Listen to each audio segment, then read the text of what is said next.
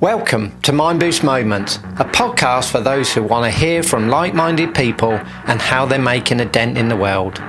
So join me on my continued journey of learning and discovery.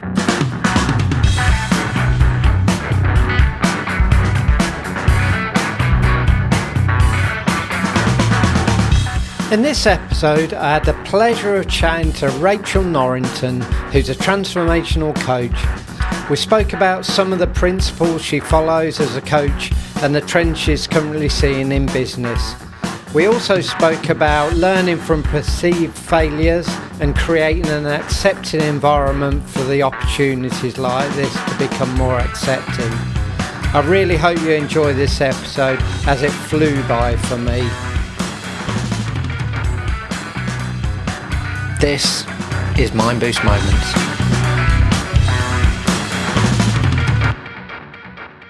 Hi, I'm Rachel Norrington and I've got a background in HR of 20 plus years, more than I care to say now, and I'm a transformational coach as well. I'm also a mum to 4 children, 3 boys and 1 girl. So just elaborate then on that transformational coach. Just tell me what that is. So that is all about, it's coaching for people. It's sitting down with people that need some kind of help or support, whether that be, normally people come to me where they're stuck in their careers and they're looking to make some kind of change. But ultimately, when they're looking to make a change, we look at them as a whole person rather than just that one individual piece that they come to me for. So they might come to me because they feel stuck in their career or their job, or, you know, sometimes as HR leaders, it can feel like a lonely place, you know, especially if you're a standalone HR leader. So sometimes they just need a sounding board. So there's a kind of a bit of a, you know, a combination of coaching and mentoring going on. So typically what sort of roles do you think? Because I can connect with that completely. It can be really lonely, and you think you're the only person thinking some things, or, you know, you just want a soundboard to bounce ideas off that's independent from, you know, your team or your business. Yeah. And so typically what sort of levels do you sort of coach, really, I guess? Yeah, I find it's anything from, and HR, I always kind of say, forget the job title. But, you know, for people to relate, I would probably say HR manager upwards. Okay. So it's where they step up into those kind of leadership type roles. It might be partnering with, you know, the business, might be managing a team. It might just be new to them. They might have transitioned into HR. So, you know, I find a lot of small businesses, someone will say, "Oh, you're really good with people. You can be the head of HR." And like, I don't know where to start. Yeah. Yeah. And what sort of trends are you seeing then, without, you know, getting really personal with individuals? Are there any sort of higher trends that you see? Yeah, I see. But like, what I see in terms of trends, it's really about that self-belief. Because I guess like HR, we have the CIPD. And people go, "Well, I'm not CIPD qualified. What do I know about HR?" And actually, HR is about people. It's the human element of how we connect and how we make people feel when they come to work, and the experience of being at work and helping them to be the best that they can be whilst they're there. Nobody comes to work to do a bad job. So it's like, take a step back sometimes. We can work towards our CIPD qualification for experience, but actually it's about, what do you know about people? How do you make them feel good about themselves? What opportunities can we give, you know, from a talent perspective? How do we treat people fairly in the workplace and create a culture where everybody's equal? Yeah. And I mean, and I can connect with that. And also, like, so people are so important, right? I know it sounds really obvious, right? But people are so important. But how many organisations sort of seem to detach themselves from that and go, yeah, but we've got to make money. And then that overtakes the importance of people, which, you know, how frustrating must that be to someone that says, I took this role on because I connect with people and I can enthuse people and get the best out of them. And now that's being stifled a little bit.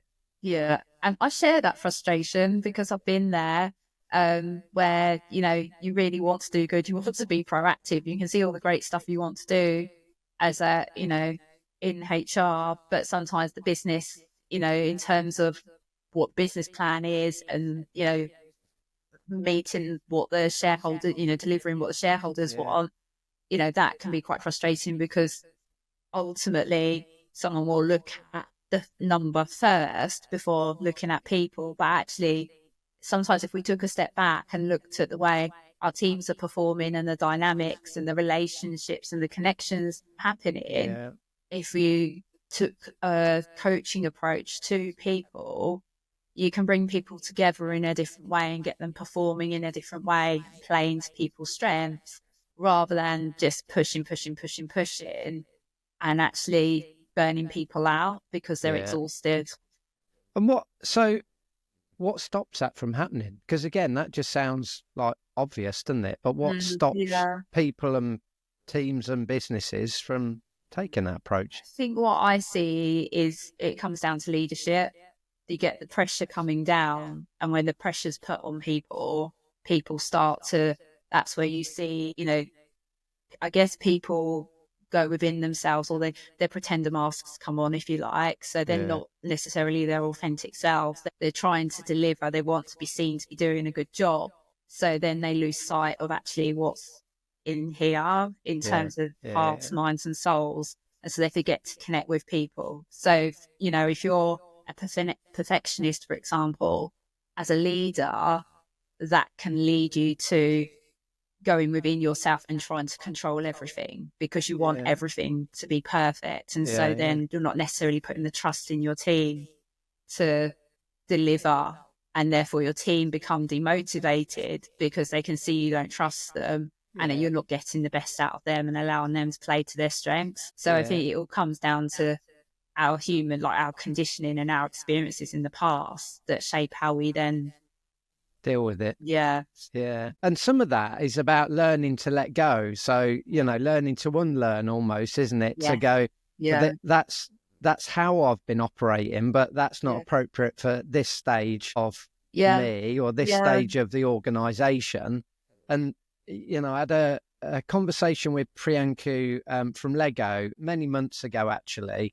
And it was like embrace imperfections. And I was like, I yeah, absolutely love that. But yeah, you've got to be confident in yourself, confident in your ability, just to go, it's fine yeah, being like that. yeah. And we'll overcome some of that. It doesn't have to be perfect. And if everyone's chasing perfection all the time, do we ever even get there? Do we know what that is? Exactly that. There's no such thing as perfect. We're all progressing, we're all learning every day. And actually, Yeah. if we were honest and open about the fact that we're learning and sometimes we don't have the answers, that gives, that's enough vulnerability for a team to go, right, okay, do you know what? They are Yeah. human. They're not a Yeah. robot. Let's pull together and see how we can, what can we do to meet the challenges that we have and where are the Yeah. solutions? Do you think that's, again, I was just thinking, what's the what's the barrier then to people being, we say vulnerable, but I was Mm. listening to a podcast from someone else the other day, and they were saying they were getting feedback going, "Oh, you're being really vulnerable on this." I'm just being honest. So what? So what stops that? It's like, why can't we all just be honest and go, do you know, I don't know the answer to that. What does everyone else think? It's almost like we put like managers, leaders on a pedestal to go, they're in that role because they know everything. And you go, I don't know everything. I just like, that's what I really like the title of leader, because it suggests that part of that is how do we take people on a journey and how do we inspire them? Whereas as soon as you give people a label of manager, it's almost like, well, you know everything because you're managing a process Yeah. and you've got to manage people. And then there's a lot of pressure on people's shoulder to go, I don't know everything, but I better not tell anyone because that will think I'm a weak manager. Yeah, And actually, it's the exactly. opposite, isn't it? If you Yeah, open up to your team and say, I don't know everything, but, what does everyone else think? exactly. It's about having the vision, isn't it? Leaders have a vision of where you need to get to, and it's about getting the best out of the team to deliver that vision, whatever that Yeah. might be. How you do it that's how you work that out together, don't Yeah. you? And I But know that's that's, very personal as well, isn't yeah, it? yeah, it is. Yeah, absolutely. Because the problem is there's so many, it is all about the culture of an organization and whether Yeah. they allow people to learn from mistakes and how Yeah. people get treated if they do make a mistake. Because, obviously that's where the fear sets in, or I've made this big mistake, or, it's cost the business X amount of money. How do I be open and honest about what's happened, because, some businesses will be, it depends on the scenario, but, some businesses will come down and be like, "Look, it's not acceptable." And Acceptable, yeah. yeah, but it's just looking at the circumstances. Why did that happen? What's the solution? And how do we move forward so that people can learn? But sometimes, so often, I think people are put in positions as well. And because they've done a good job in their previous roles, they're put into a position and then they're just left Yeah. crack on and actually not given the support or the coaching in new roles to help them set themselves up for success for the next 6 months, which is where I can come in and, be that coach for the first 6 months. So someone does have a safe place to come and talk about Yeah. what's going on, process their thoughts, identify what actions they need to take and where do they need to go for help.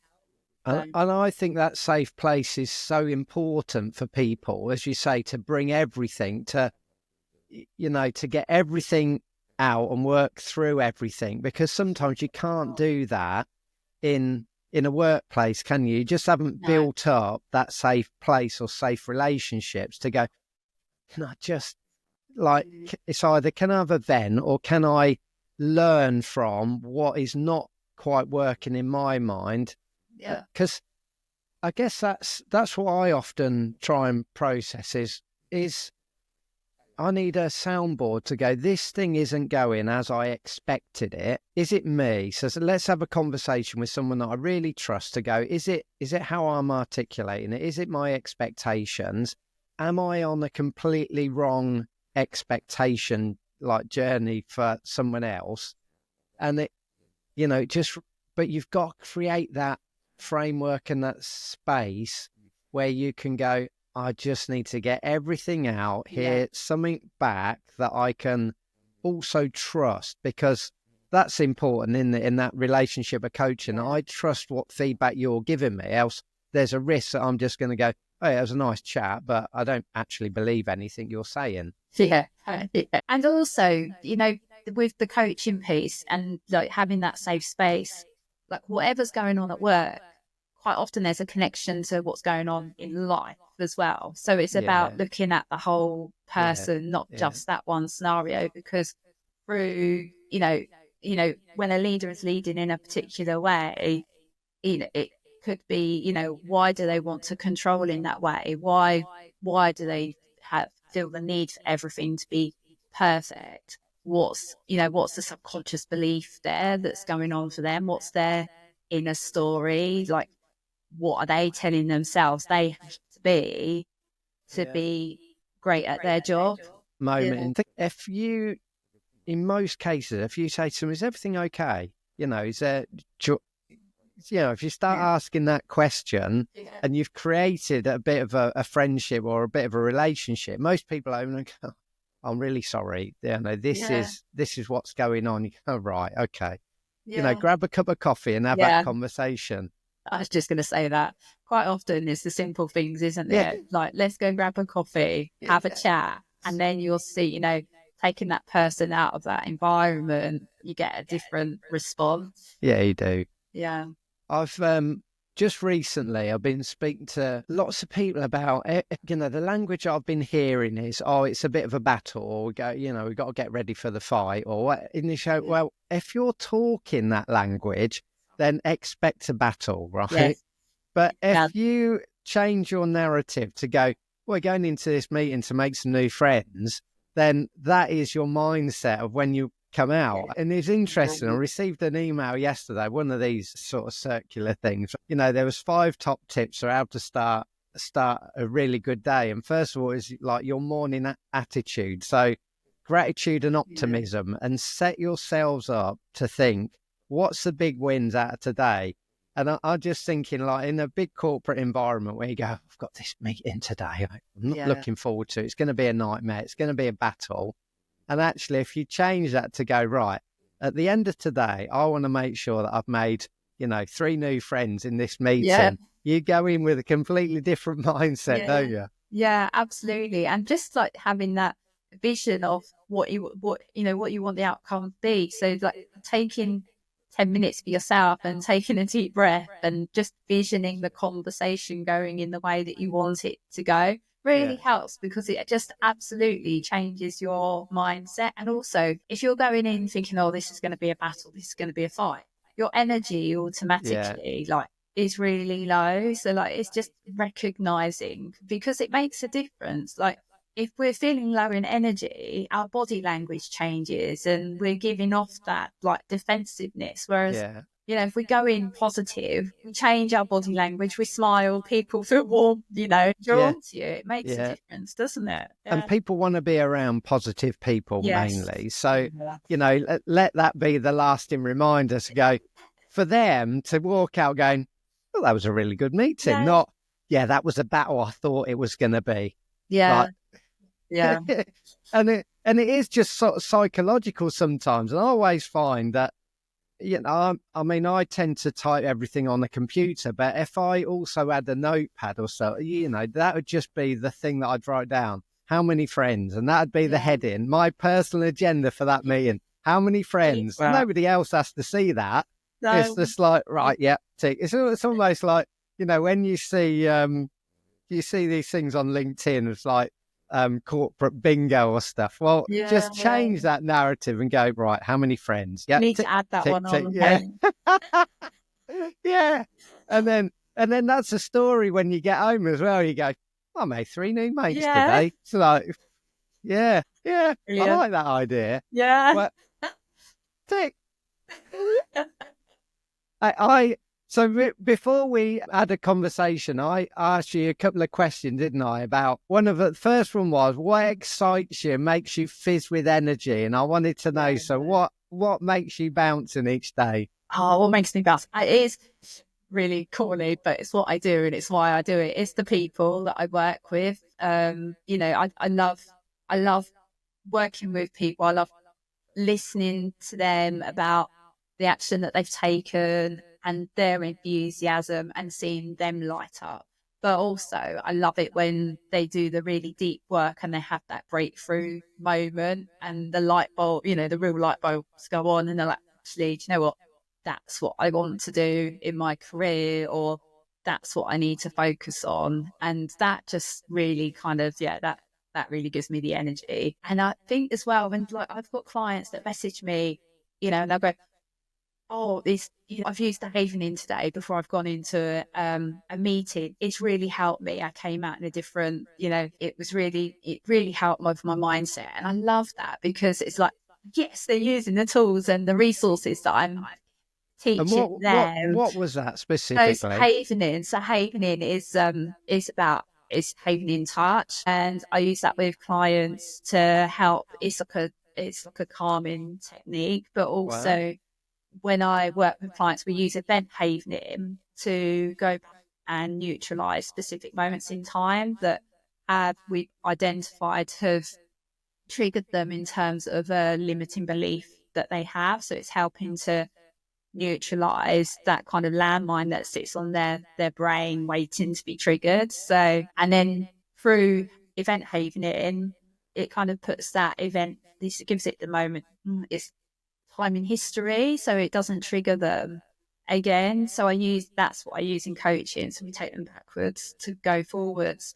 But then like you can use the havening then as like a leap up technique. So it helps kind of give you a positive mindset. We use affirmations to attach to it.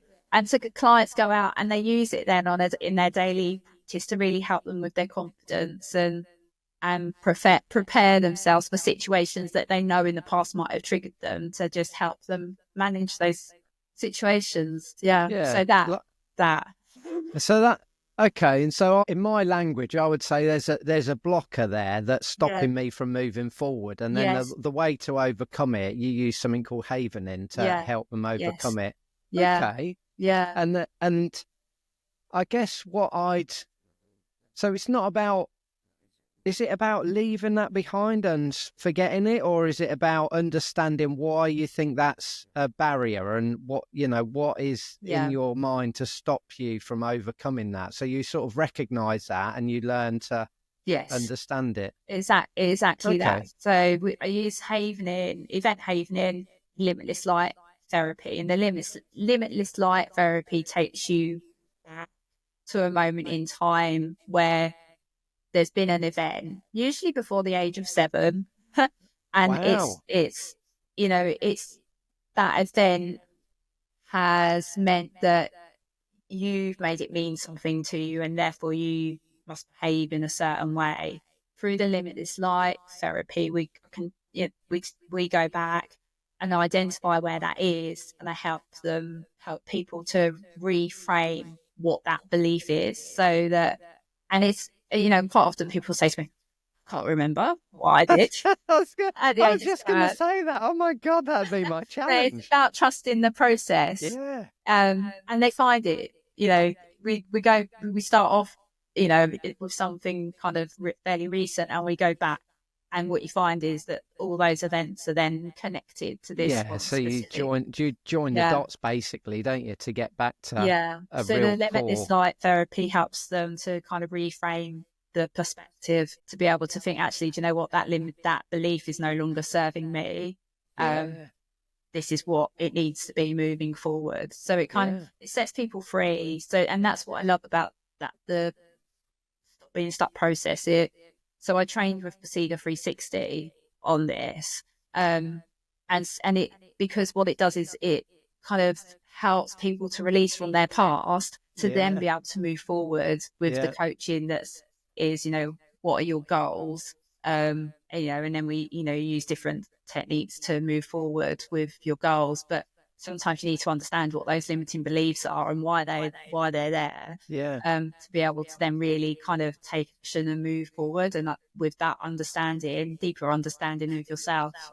What Yeah. and and typically, I'm trying to articulate now because that's got me really interested. Is that why typically around the age of 7? Is that just because that's the age that we're sort of developing and really sort of understanding what's going on around us? Yeah, it's when all that our conditioning happens in our belief system. And so what scientists say is typically, around by the age of 7, we've kind of built our belief system. And now I'm getting, I'm not an expert on the science behind it, but that's what they typically say, is that by the age of 7, we've formed these beliefs, and we've made them mean something, and therefore in life, when things happen, or similar events happen, and we have our flight fear Yeah. like defense response, we kind of, we behave in a certain way. Yeah. And that is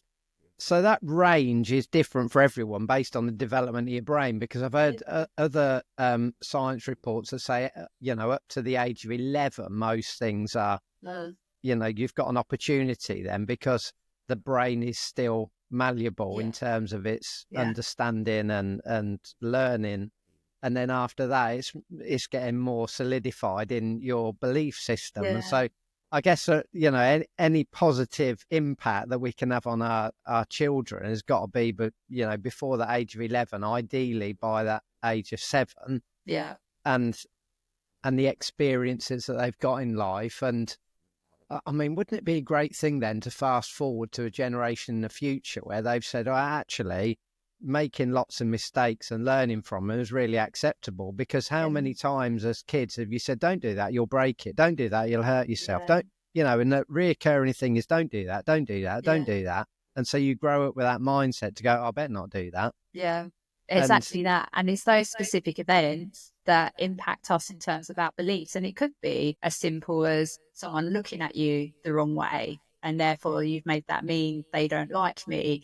Or, standing up in a classroom and being asked to read out loud and you get a word wrong, so the whole class laughs at you. So you're like, okay, I'm I not better good not enough do at that. reading. It's all of that stuff. And it's so right with children, because my boys, they have ADHD, and I've had to really learn, what I've been taught as, from a child in terms of how parenting is. I've had to relearn how I speak to my boys and understand where they're coming from, and kind of not put them in a box, I suppose, and how they learn, because if they see the world in a different way to I do. But that's normal. That's everybody. Putting aside neurodiverse conditions. But I know. And I think I said to you before,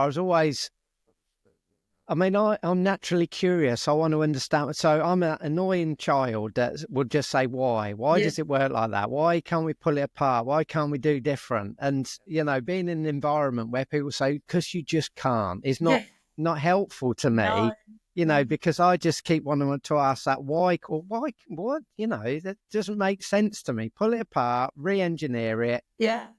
And so, being in an environment where I can have those messy thoughts and ideas, and someone just say, that's fine, you think about it, then come to me when you've thought a little bit more, so we can get some clarity on what you're actually trying to achieve. So I need, someone to sort of really put a framework around it and go, you have mad ideas and thoughts in that framework, then let's try and get it to a workable solution, rather than right at the start someone says, you just can't do that because, no, I need to know.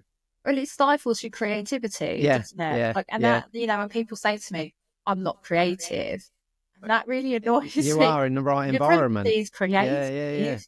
It's just that I think so often in business, we forget how to be creative, because we've got so many deadlines and so many things we have to get done. We don't always have that time to just take a step back and go, okay, let's draw, let's draw. I do a lot of mind mapping when I'm thinking. So I have an A3 pad by the side of me where I just write things down, and it's just, I do. It's funny actually, because I imagine visually. So in my head, I paint a picture of what I'm trying to create, but then when I articulate, I have to write it down in text and lists. Right. Okay. But I mean, and again, I'm not very good with writing, but that's conditioning, right? Because I'm left-handed, so so forever I've written stuff down and just smudged it, and like when I started using the keyboard and mouse, thinking this is amazing, I can write things down without smudging it, so I sort of lean into that. But I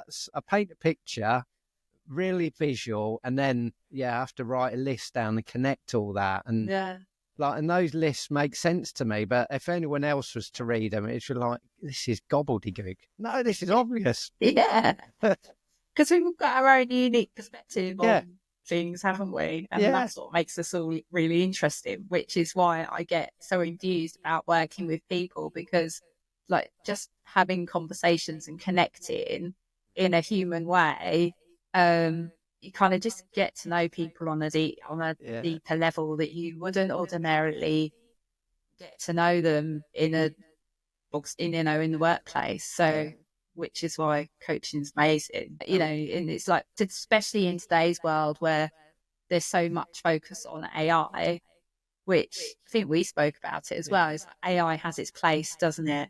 But you still need to focus on the human element as well. And I always say what the weakness of AI that I've seen so far, unless it's developed and is developing, is it doesn't think illogically and randomly, and it doesn't go on feeling and sentiment. It's, as I say, it's very logical, but that is humans, and that's what makes humans great, is that we're really random, and we go off a nanosecond gut reaction that goes, something's not right here, or this is a good place to be, and someone else might go, why is that? Don't know, just get a feeling. And so on that then, what would you say your superpower is, or what would others say your superpower is? I was thinking about this. It's always what would be my superpower? Actually, do you know what? People quite often, the word serene gets used a lot with me. So I'd say my superpower is the ability to bring serenity to a situation. Serenity. Wow. I think it's the calmness, so that, when you're in the coaching room or the coaching chair and you're sat with a client, it's bringing an element of calmness, because the person in front of you is probably nervous about Yeah. what's going to Yeah. happen in that coaching session. If, they are opening up about things that sometimes they've never told anybody. So it's being able to bring the calm and the serenity to that situation so that people feel comfortable. And there any techniques to doing that you use, or is it just that you read people, you read what's going on Yeah, really quickly?